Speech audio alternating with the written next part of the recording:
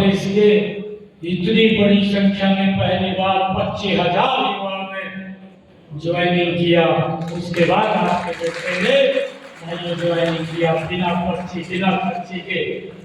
गरीब का बच्चा भी हरियाणा सरकार की नौकरी लगा है। भाइयों, हमने ये भी कहा था कि हरियाणा के किसान की फसल 100% एमएसपी पर खरीदने का काम हमारी सरकार करेगी। 8 तारीख के बाद हरियाणा देश का पहला ऐसा राज्य है जो अपने किसान की 100% फसल एमएसपी पर खरीदने का काम करता है।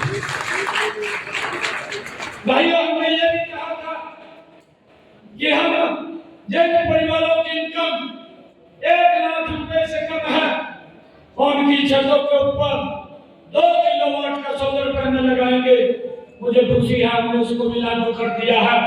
अब तक 13,000 साढ़े 13,000 घरों की छतों के ऊपर 2 किलोवाट का सोलर पैनल लग गया है। मैंने ये टारगेट लिया था कि पहले फेज के अंदर 1 लाख परिवारों की छतों के ऊपर ये 2 किलोवाट का सोलर पैनल लगेगा। 1,10,000 रुपए का खर्चा आता है।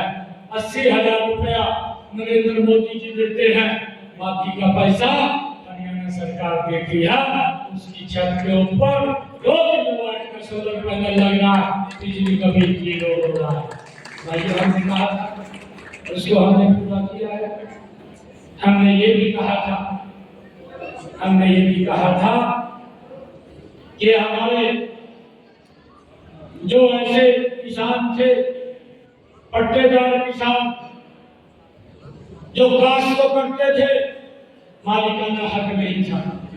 हमने अपने संकल्प पत्र में कहा था, हमने अपने संकल्प पत्र के इस बात को पूरा किया। ऐसे जितने किसान जो पट्टेदार किसान थे, जो काश्त कर रहे थे, मालिकाना हक नहीं था, अपनी कैबिनेट के अंदर चर्चा की, विधानसभा के अंदर हमने एक्ट बनाया और उन किसानों को 2004 का कलेक्टर रेट लेकर के मालिकाना हक देने का काम हमारी सरकार ने किया है। भाइयों, हमने ये भी निर्णय किया, जो गांव के अंदर पंचायती भूमि के ऊपर मकान बना लिया, कई गांव तो पंचायत भूमि के ऊपर ही फंस गए थे, उनके ऊपर भी कानूनी तलवार लटकी हुई थी। हम भी अपने संकल्प पत्र में कहा था, हम लोग कैबिनेट में लेकर के गए, विधानसभा में एक्ट बनाया और हमने उनको भी 2004 का कलेक्टर रेट लेकर के वो जमीन उनके नाम करने का निर्णय किया है, ताकि इस लिटिगेशन से उनको बचाया जा सके।